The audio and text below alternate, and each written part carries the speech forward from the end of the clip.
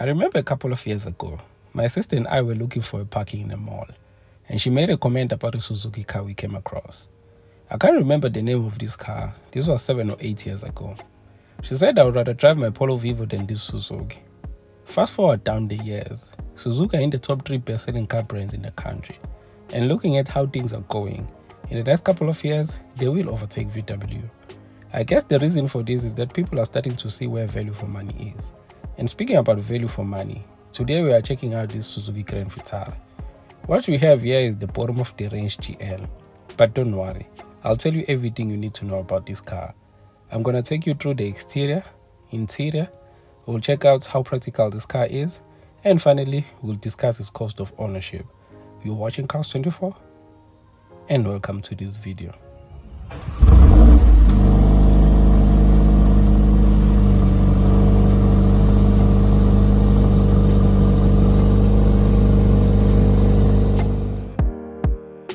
Let's start around the back, because this is easily my favorite part of this car. Particularly this taillight bar is really well designed. I'm not sure about the location of these indicators though. They should have added these on the light bar. The back of this Grand Vitara looks proper. Moving on to the side, the car is box shaped, but not the bad looking box. The base model GL is riding on 17-inch alloy wheels, but I prefer the 17-inch machine alloy wheels that comes with the GLX model. The side profile looks decent. Up front, the GL is nicely designed as well. It has LED projector headlamps and LED daytime running lights, and the lights are automatic, which means you don't need to turn them on and off during the day or night. I like the front grille of this Grand Vitara with this chrome inset. Similar to the back, the front of this car looks proper. What about the interior of this Grand Vitara? Well, it's not bad at all, even on this base model GL. Here you get this leather wrap multifunction steering wheel with your shortcut buttons like your cruise control. You have this push start button on the side.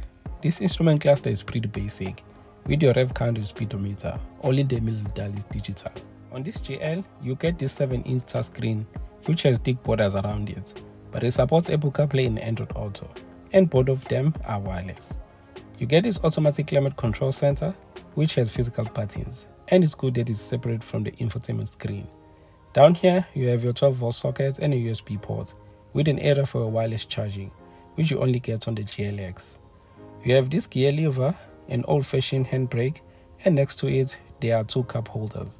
And then you have this armrest with an underneath storage. The glove box is average in terms of size, and in terms of quality, everything in this Grand Vitara is screwed well together, even though the dashboard is made of plastic material, but I will take it.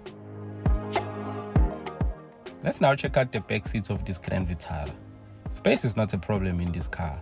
As you can see, I have good amount of knee room, leg room, and headroom as well.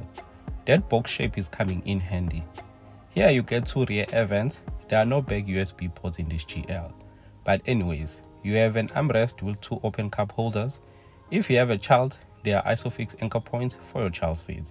And I can easily slide through the back seats of this car. Lovely.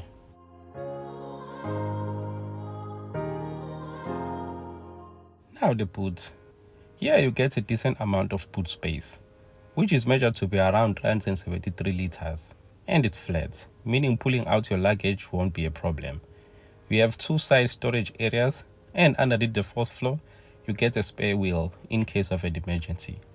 The tailgate is not electric, but we have a reverse camera to help you park this Grand Vitara GL. Also lovely. Let's talk a little about this car's engine. The engine figures are not really exciting, but before we judge it, let's wait until we drive it. The engine on this Grand Vitara is familiar, because it's the same 1.5 liter from the Baleno and from the Franks, which produces 77 kilowatts and 138 newton meters of torque. The torque figures are very low for a car of this size. Suzuki are chasing good fuel consumption rates, and this engine helps them achieve this. They are claiming 5.6 liters to 100 kilometers, which is very good. This Grand Vitara comes with a 5-year or 200,000 kilometer warranty and a 6-year or 90,000 kilometer service plan, with the service intervals as 15,000 kilometers or 1 year, whichever comes first. In terms of specs, The difference between the GL and the GLX is that on the GLX, you get a much bigger, higher resolution 9-inch touchscreen, a 360-degree view camera, head-up display, wireless charging, 17-inch machine alloy wheels, a panoramic sunroof, and what I love about this Grand Vitara is that 6 airbags comes as standard, even on this GL. There is a hybrid version of this Grand Vitara, which is in GL spec level, but we'll talk about it some other day. The only thing I can tell you about this hybrid version for now is that it costs more than 500,000. Yeah, ne? $500,000 for a Suzuki. Who would have thought? Moving on to the pricing of this car. This Grand Vitara starts from 339,900, and the GLX Auto is priced at 417,900. Let's say you finance this Grand Vitara over 72 months at an interest rate of 11.75% with no balloon or a deposit. Your estimated monthly installment, estimated fuel cost, estimated insurance premium, and estimated monthly cost of ownership is in your screen.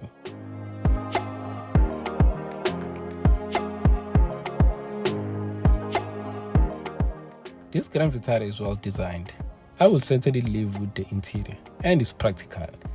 My suggestion is, if you're shopping in this price range, make sure you shortlist this Grand Vitara.